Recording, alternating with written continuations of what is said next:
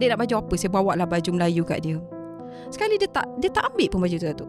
Dia tak ambil. Dia cuma cakap, Kak, boleh tak saya nak beg sekolah? Saya kata, kenapa beg sekolah? Kan?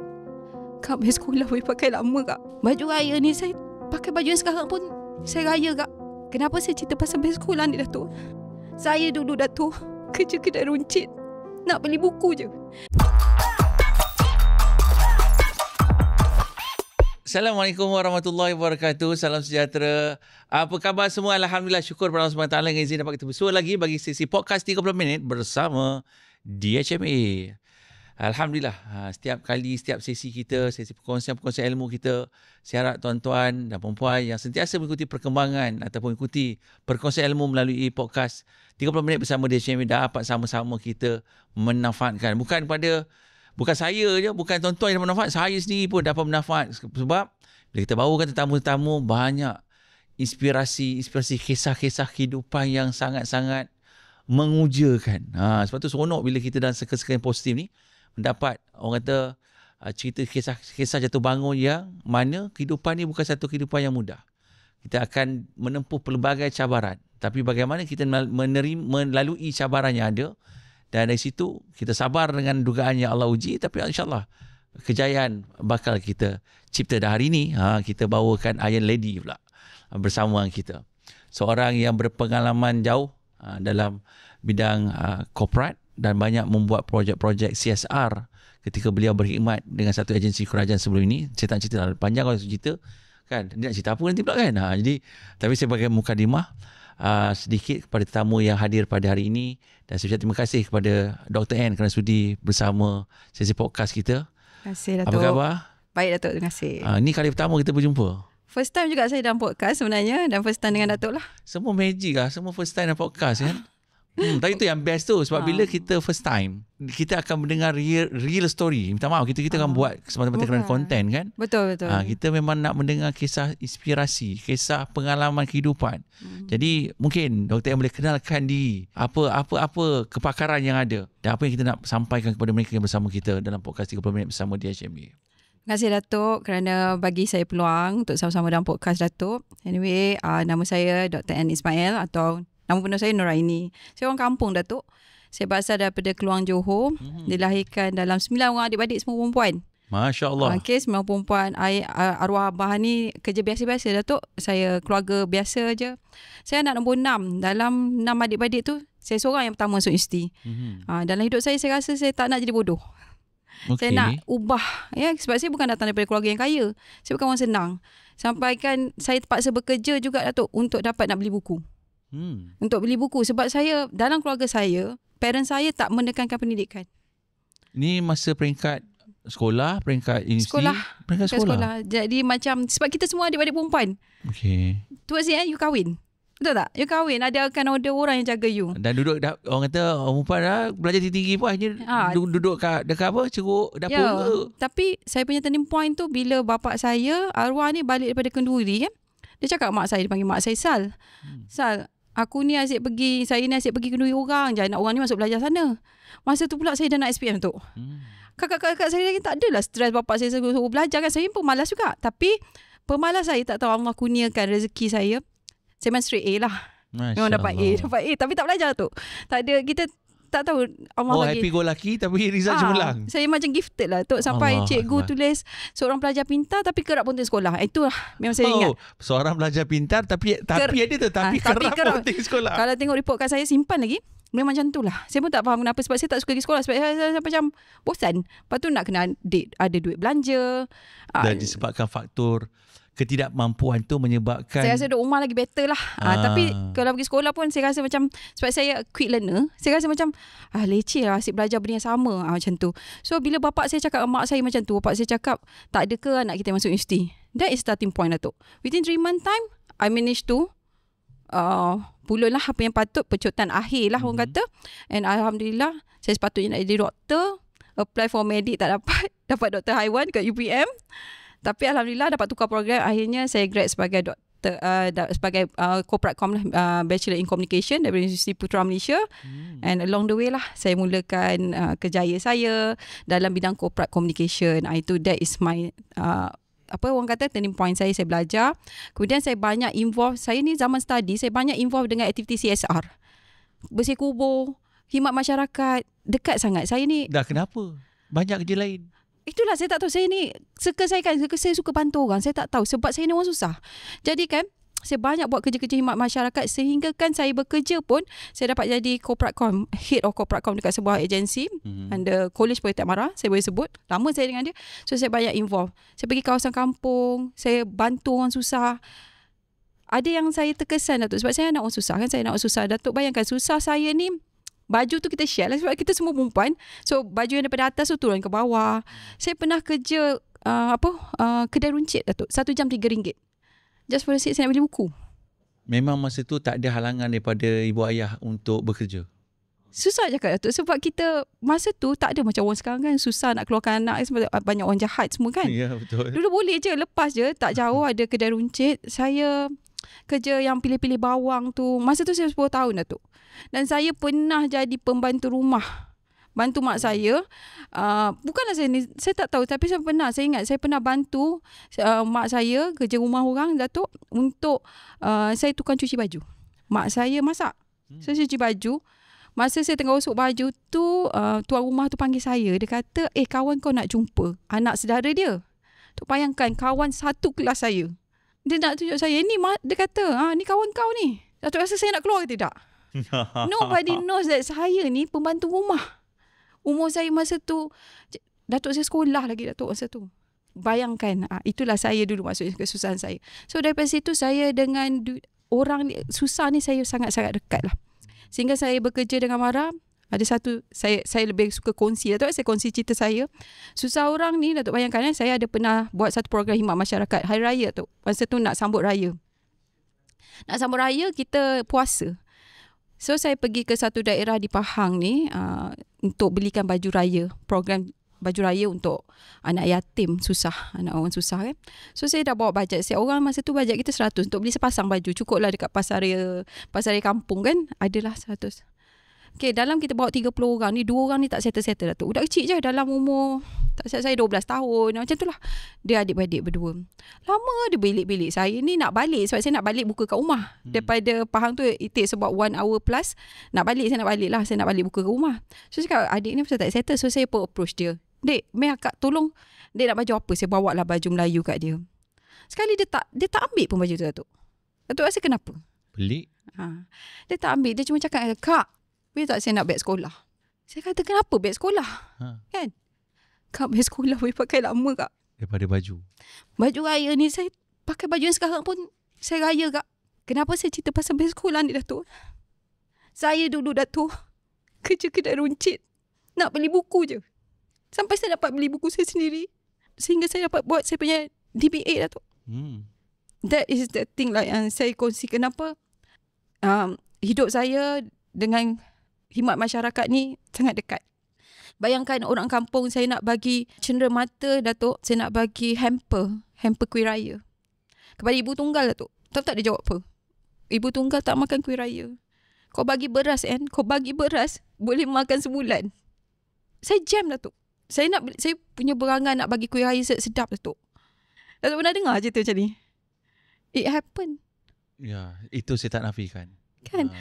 Kiranya kita turun ke bawah, exactly. Kita melihat yang mungkin kita rasa kita susah. Ada orang lebih susah dari kita. Bayangkan kuih raya tak payah. Beras 5 kampit yang RM10 tu Datuk. Besar rahmatnya pada seseorang. Jadi itu mengajar saya erti sedar diri, bersyukur dengan nikmat yang Allah bagi. Kalau kita rasa kita susah, ada orang lebih susah. Kalau kita rasa kita pandai Datuk, ada orang lebih pandai. Kalau kita rasa kita handsome, ramai lagi orang lagi handsome. Kita ni pelan tua tu. Kan, tak ada apa pun kita ni. Everything is just pinjaman. So, saya jumpa lagi satu orang sebab saya nak relatekan dengan apa yang saya buat sekarang. Saya jumpa satu orang ni. Dia kerja kampung Datuk. Saya kerja kampung. Dia ada tanah. Kan dia ada tanah. Saya kata, kenapa kau tak usahakan tanah kau ni? Sebab saya daripada government agency. Rizda ada geran. Untuk bangunkan semula, tanam balik getah apa semua. Kenapa kau tak usahakan? Rupa-rupanya tanah tu bergaduh adik-adik. Jadi nak apply, dia kata nak apply geran, kena nama tu nama dia. Betul. Dah nama tu nama arwah. Dah berlapis dah arwah tu. Bawa ke bapak dia tak lepas. Dia dah level cucu. Tapi main 4. Saya kata apa benda ni? Maksudnya orang kita ni bukan tak ada apa-apa tu. Tapi kita ni lemah kat sini. Bab-bab pewarisan menoktarkan harta tu kepada waris kita yang sebenar, yang mutlak tu tak ada. Kita selalu cakap, oh tak apa, kita besok ada faraid. Saya tak bolehlah bercakap atas topi Islamik sangat Datuk. Saya bukanlah ustaz, saya bukan ustazah. Tapi kita bercakap atas dasar fakta. Memang betul. Dalam Quran pun dah tertulis faraid. Tetapi kita kena tengok, kita kena rancang. Betul. Ada juga faraid tu tak boleh accommodate apa yang kita ada. Ada orang tak ada anak Datuk. Ada orang anak dia angkat, anak angkat. Ada orang mungkin kesilapan yang lampau, ada anak tak sah taraf. Macam mana kita nak katakan nak tinggalkan faraid? Kalaulah waris-waris kita tu boleh menjalankan peranan sebagai mana yang Islam tuntut, tak ada isu tak tu. masalah, betul. Tapi Memang, bila melibatkan harta ni, kita sedia maklum lah. Datuk ada pengalaman macam ni kan? Ya, sebab kita sedia maklum dari sudut, bila kita sebut tadi tentang pewarisan harta. Antara isu di kalangan Islam juga, kita memang harta yang tidak dituntut nilainya berbilion ringgit. Exactly Datuk. 100 bilion dah sekarang. Disebabkan oleh isu-isu yang berlaku lah. Dan dalam mengendalikan isu-isu pewarisan harta ni, is there any orang kata kisah ataupun pengalaman yang orang kata lekat dekat hati ni, yang mana menjadikan kita harus jadikan dia pengajaran supaya tidak berlaku pada diri kita atau pada orang lain dekat dengan kita? Saya ni mulakan Datuk, saya banyak dapat kisah-kisah ni sebab suami saya, dia ada legal firm dia sendiri. Okay. Bila dia ada, of course lah kita pun bantu dia apa yang patut kan, suami kita. Jadi dari situlah saya tengok di bawah We and Legacy lah, kita tengok. Yang terkesan kat saya ada satu kes datang kat saya Datuk. Dia menangis kat saya, dia tanya apa dia boleh buat. Seorang perempuan Datuk, muda lagi, lepasan degree nursing. Dia datang jumpa saya, dia cakap apa dia nak buat, menangis-nangis. Dia kata dia seperti sudah jatuh, ditimpa tangga. Dia sepatut kahwin tahun lepas. Situ masa dia jumpa saya lah. Okay. Dah siap semua, dah booking day one semua dah. Sekali dia kata, okay, bapak dia ni pula masa dia nak kahwin okay. Masa dia nak kahwin tu bapak dia semua okay. Jumpalah dengan dia punya bakal suami lah. Bakal suami okey, tapi nak dekat-dekat tu bapak dia suruh panggil bakal suami dia tu. So dia pun suspend lah, tapi semua dah buat perancangan dah buat, duit dah keluar semua, dah berbelanja lah semua dah tu, semua settle. Sekarang panggil dia, ingatkan panggil mungkin nak brief akhir lah. Dalam sebulan lebih lagi Datuk nak kahwin. Rupanya bapak dia cakap bapak dia tak boleh nak walikan sebab dia ni anak tak sah taraf Datuk. Tapi sama hari ni bapak dia macam 50-50 nak bagi tahu tak bagi tahu, serba salah sebab, dan dia ada adik-adik yang lain Datuk. Dia ada lebih kurang tak silap saya 3 orang adik-adik lain. So dia in total ada 4 lah. Terkejutlah si yang anak perempuan dia ni, klien yang datang jumpa saya ni lah. Dia kata dia terkejut, dia tak tahu pun sama hari dia ni anak tak sah taraf. And then adik-adik dia semua menangis. Yang dengar tu menangis. And then yang masa tu bakal suami dia tu nampak relax Datuk, macam okey. Tapi lepas tu seminggu lepas tu batalkan perkahwinan.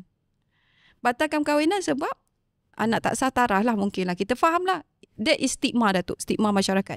Anak tak sah taraf. So tak jadilah kahwin. Dia pun sedih.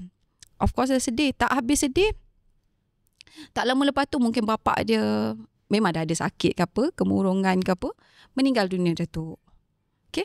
Bila meninggal dunia, memang bapak dia tak ada buat apa-apa. Bapak dia tak adalah mak ayah semua dari segi pewarisan untuk mak ayah dia tak ada. Tapi dia waris dia, anak-anak dia lah. Jadi bila masa bicara pusaka Datuk, okay, dia uruskan bicara pusaka. Sekali lagi kejutan Datuk rasa apa untuk dia. Seorang kakak kepada 3 orang lagi adik. Hak dia sebagai penerima faraid itu dinafikan.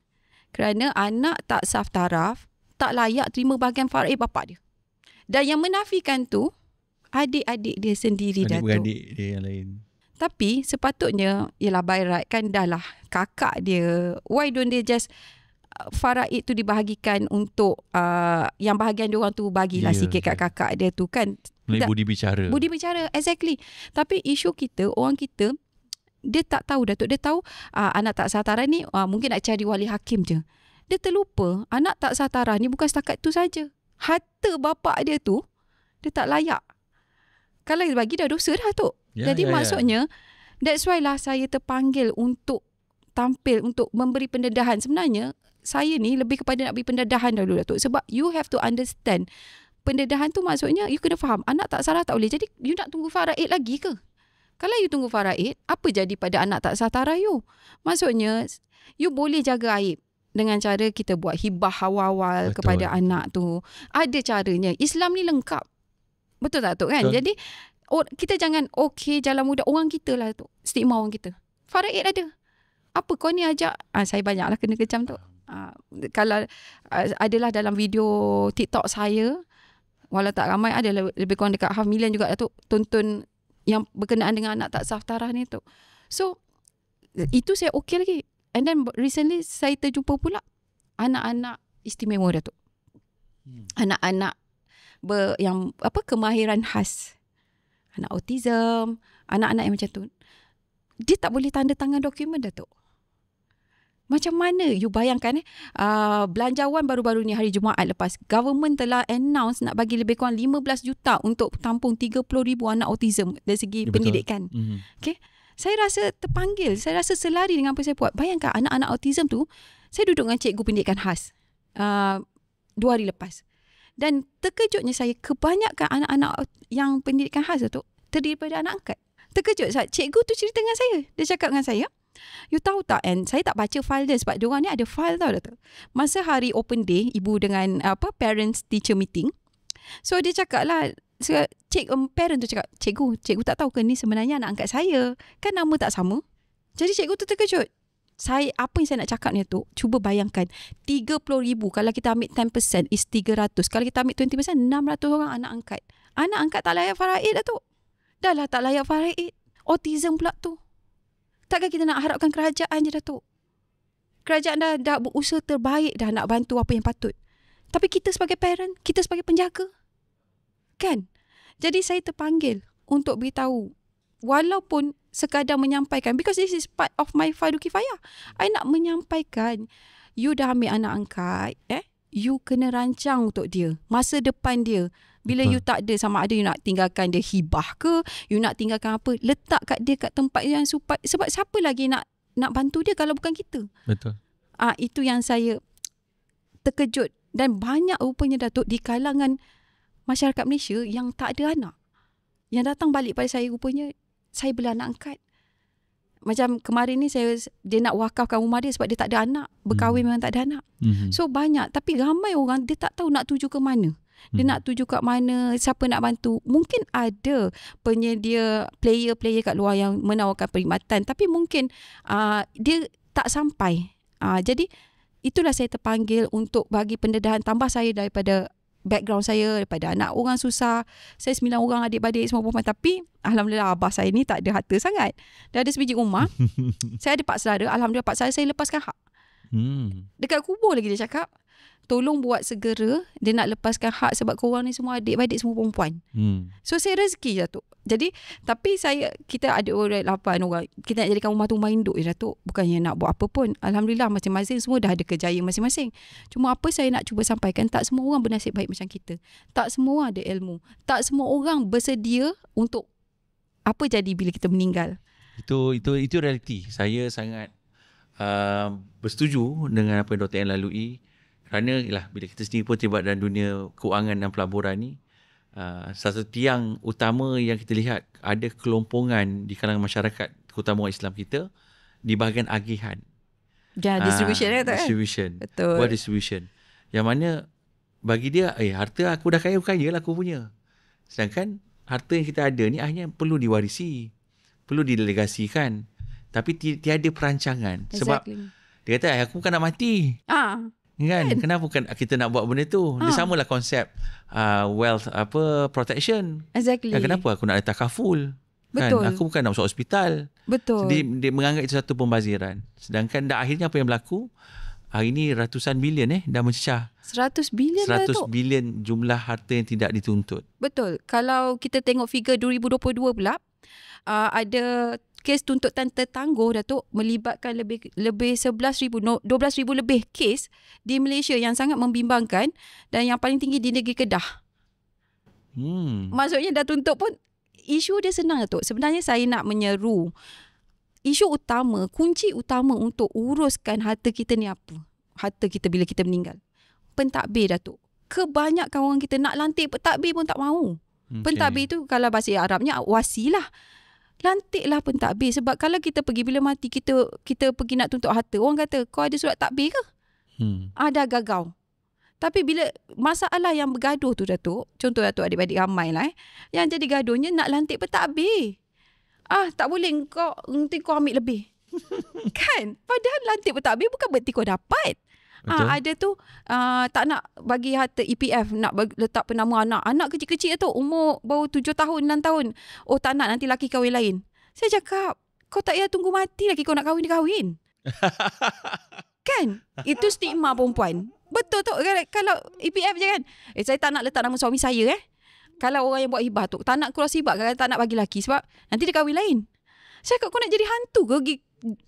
Cekik dia. You got it. Yeah. That is the mentality. Sebenarnya you tahu tak maksud pentadbir? Pentadbir tu dia yang akan selesaikan hutang-hutang kita. Dia akan selesaikan semua. And then of course lah, kalau you tak buat apa-apa wasiat, you tak buat apa-apa pesanan, then benda tu akan falls into faraid in terms of distribution. But before that, you have to settle hutang you dengan Tuhan, hutang dengan Allah. You dah pergi haji belum? Fidyah dah bayar belum? Baru you settle. Ini tak, orang kita tu apa dia buat dulu? Duit EPF arwah dah keluar. Berapa bagi aku? Betul. Dia tak tanya pun arwah ni, dia punya balu dia tu, kau makan ke tidak? Kak, hutang-hutang arwah tu dah ke settle? Yang dia tahu dia nak bagi, ambil bahagian dia. Itulah punca 900 bilion harta umat Islam tak dituntut. Jadi, sekurang-kurangnya, especially macam orang muda ni tu, lantiklah pentadbir. Memang you tak ada harta sekarang. Kan? Tapi you ada hutang.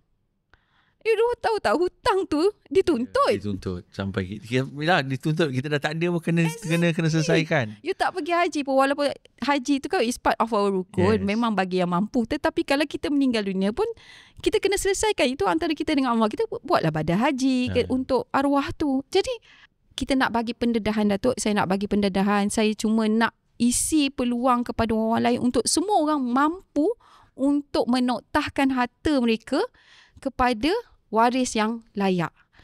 Supaya tak bergaduh.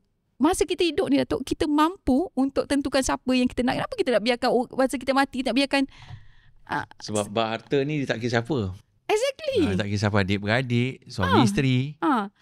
Surprising tu, T20 pun ramai yang tak merancang tu. Kita ada kajian kes multi-millionaire in Malaysia. Baru je kes dia selesai tahun lepas saya. Involve mak mentua gaduh dengan menantu. Datuk dah senyum dah tu. Kita tak nak sebut kan. Maksudnya gaduh, anak pun gaduh saham lah. Baru nak tuntut, baru nak declare harta sepercarian, Datuk. Why now? Sebab kita rasa kita kaya. Kaya aku makan tak habis. Betul. Tapi bila nak menoktahkan siapa pegang saham syarikat, yang meniaga tu, yang guna proxy. Lagi pening kan? Kan kita baru cerita sikit ni. Saya baru cerita sikit pasal pewarisan baru yang tu. Yang meniaga, yang letak proxy, hantar 10 company masuk tender. Pinjam company kawan. Tengok-tengok kawan meninggal. Masak tak nak jawab. That is the thing tu. Yang orang tak nampak kesan dia. Exactly. Orang nampak shortcut. Betul. Tak nak pening kepala. Sedangkan betul. Sama dalam kes, dalam saya pun ramai yang bertanya, Datuk, Datuk uruskan duit saya. Saya kata, urus sendirilah. Kalau apa menjadi kat saya, jadi macam mana? Apa bukti yang mengatakan duit tu you punya? Tak betul. Boleh, saya kata. Orang suka tumpang-tumpang. Dia nak tumpang-tumpang kan. Dia lupa yang anything happen, you tak boleh tuntut. Tak ada bukti pun you boleh tuntut. Betul. Kalau benda yang kita tak mampu nak sudahkan, jangan kita mulakan. Pada saya lah, that is one thing. Cuma, apa yang saya cakap, pewarisan ni sangat penting. Kalau tidak, takkanlah ilmu ni ditulis dalam Al-Quran. Dan kita jangan kecilkan skop pewarisan ni hanya sekadar nak dengar-dengar di masjid sahaja. Benda ni adalah aplikasi kehidupan. Apa yang tak masjid bukan selalu cerita bab ni pun. Kan. Cerita pun orang belajar faraid dekat masjid. Tak ada. Minta maaf, orang faraid boleh tak faham. Dia asyik tahu 1/6, 1/8, 1/4. Lepas tu tak adil katanya.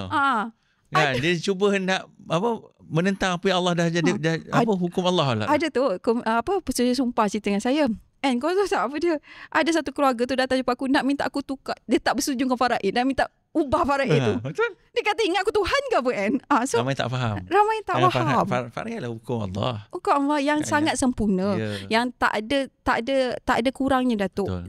Kalau you tak ada bahagian faraid, you boleh bagi 1/3, wasiat 1/3. Dia lengkap, Datuk. Dan itulah kita kalau memang tidak dibuat sebarang perancangan, maka ikutlah hukum Allah tetapkan. Exactly. Tapi alhamdulillah hari ini dengan kehadiran produk-produk Islam, produk-produk kewangan Islam, terutama hibah, even though wasiat kita boleh aturkan sebenarnya harta yang kita ada. Betul. Jadi itulah lantikkan wasi itu penting. Ya, itulah titik Datuk. Dia, itu kunci. Kunci dia adalah wasi untuk takbir harta kita. Itu yang paling penting. Saya belum sentuh lagi kalau orang tu mualaf Datuk. Harta dia kalau meninggal dia tak saya siapa, pergi ke mana tu? Tadi kita dah dengar tadi perkongsian tentang adik-beradik. Tadi lebih pada anak tak sah taraf. Tak sah taraf. Selain daripada itu, ada tak peristiwa yang mungkin kali ini kita tengok mungkin yang agak panas luar sana berkait rapat dengan perpisahan suami isteri? Ada satu kes saya sedih. Dia berpisah dengan suami dia setelah dia ambil anak angkat. Okay, dia bagus. Suami dia kerja bagus. Suami kerja bagus lah, offshore lah, kerja gaji bagus. Dia pun bagus, banker. Kerja bagus. So dia ni kahwin lebih kurang, tak silap saya, 10 tahun. 10 tahun kahwin, tak ada anak. So bila tak ada anak, then they said both of them decided to have anak angkat. So dapatlah alhamdulillah dia kurniakan rezeki, dapat anak angkat. Dapat anak angkat. So happy lah. Dia dapat siap. Tapi bila dia dapat anak angkat tu, tiba-tiba suami dia berubah. Belah in-law dia tak suka. Setiap kali balik raya, isunya tu, dia cerita, setiap kali balik raya tanya, kau ni bila nak ada anak? Kau tanya soalan macam-macam. Bila orang ni dah ada anak, walaupun anak angkat, dia tanya lagi. Dia tanya macam ni pula. Ni anak siapa kau kutip? Keturunan mana? Elok ke tak elok? Tah anak siapa? Tah keturunan macam-macam. Jadi tertekan. Jadi yang suaminya pula jenis anak mak. Agaknya dengar anak mak. Yang mak si perempuan ni pula, isteri ni pula lebih kepada in-law. Memang dia orang kawan baik. So berita yang berlaku dekat keluarga in-law dah sampai ke rumah mak dia. Jadi dia orang ni pun bergaduh. Bila bergaduh and then dia end up dia bercerai. Dia bercerai tapi bila dia bercerai ni, dia tak ada isu lah. Suami dia kata tak apa, kau boleh duduk dulu rumah yang sekarang ni, sebab suami dia selalu offshore. Dia kata kau duduk rumah ni tak apa. Dia orang tak ada buat istilah harta seperceraian. Dia orang tak buat tu. Sebab dia orang ada mutual understanding. So dia orang mutual, dia orang setuju untuk bercerai. And then rumah tu suami dia punya, sebab isteri dia ni dah beli rumah. So suami dia tak tuntut yang masa dalam dia perkahwinan dia ada beli rumah, cuma tak dapat kunci lagi. So suami dia kata tak apalah, ex-husband kata kau duduk je rumah tu dulu. So while husband dia away offshore, mak mentua dengan adik ipar dia ni asyik datang. Kau ni tak tahu malu kau dah bercerai, pasal kau duduk rumah ni? Tak habis-habis lagi ke kau nak makan duit anak aku macam semua? So dia tak tahan tu, dia balik rumah mak dia. Sementara dapat kunci rumah barulah. Balik rumah dia kena bash dengan mak dia pula. Kau ni bodoh lah, sebab anak angkat ni lah kau macam tu, macam ni lah kau.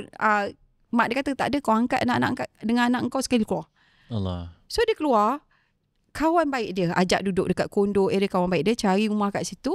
Sementara dapat rumah tu, jadi kawan dia ni lah yang bantu jaga anak angkat dia ni. Anak angkat dia ni tu dia jaga.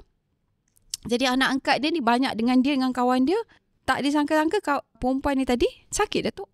Dan sakit, dan dia mula risau. Sebab dia risau, dia tengok keadaan anak dia ni, anak angkat dia ni macam mana. Tapi she is very good. Sebab yang cerita ni kawan baik dia lah. Jadi kawan baik dia datang jumpa saya sebab apa, dia tertekan dengan family. Dua-dua ni menekan sebab hak penjagaan tu kawan dia bagi kat kawan baik dia ni. Kawan baik dia ni bagi, kemudian dia hibahkan harta-harta dia Datuk kepada kawan baik dia sebagai pemegang amanah untuk anak angkat tu. Okey. Jadi nak cerita, umur tak panjang kawan dia ni meninggal sebab cancer stage 4. Kawan yang dia bukan yang pegang amanah ni, yang tadi yang bercerai tadi. Yang bercerai ni tadi meninggal. Jadi bila meninggal, Datuk tahu apa jadi? Tiba-tiba semua muncul. Ex-husband muncul, mak dia sendiri, mak arwah tu muncul. Bila dia tahu hak penjagaan dan semua harta-harta pada kawan dia mengganggulah. Sebab dia tahu budak tu tunggu umur lambat lagi 18 tahun tu. 18 tahun ya. Lambat lagi. Jadi siapa boleh menikmati faedah daripada tu? Itu cerita yang antara cerita yang terkesan. Tapi mujur Datuk. Mujur si arwah ni dah buat. Sebab dia tengok keadaan tiba-tiba, sebab bila Datuk katalah when it comes to harta padahal dah ada duit dah masing-masing. Tapi lapar juga tu. Kan? Lapar juga tu. Jadi itu yang saya banyaklah saya terkesan, supaya do something lah with your harta. You kerja penat-penat. Macam ni alhamdulillah baby tu.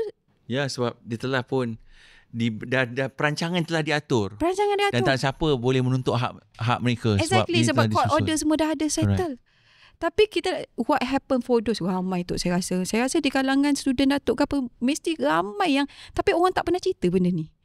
Orang tak pernah share. Kebanyakan orang cerita, okay, apa itu faraid, 1/3 dapatkan, 1/8 dapatkan isteri kalau dah ada anak, 1/6 mak ayah. Itu je.